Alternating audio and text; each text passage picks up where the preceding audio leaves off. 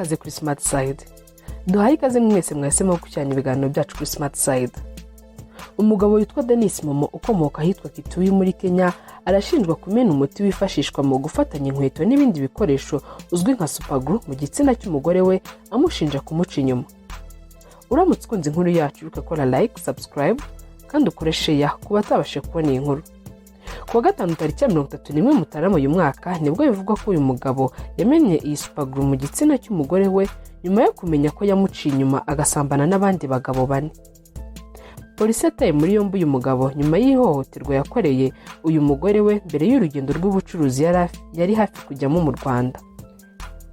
Denis Momo mu rwandiko yandikiye imbere ya polisi ya Kitui rivuga ko yafashe umwanzuro ugahitseho kumena superglue mu gitsina cy'umugore we nyuma yo kureba muri telefoni ye agasangamo ubutumwa bw'abagabo bane bamusabaga guhura bagakora imibonano mpuzabitsina. Uyu mugabo ngo yeretse polisi amafoto umugore we yoherereje undi muri aba bagabo yambaye ubusa, arangije yandikaho ngo icyumweru gitaha kizaba ari umuriro.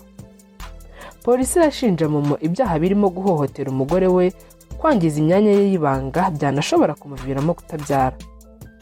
Ese nawe nuko wabigenza uramutse ufashe umugabo wawe cyangwa umugore wawe? Dusangiza ibitekerezo byawe muri comment. Hasta la vista.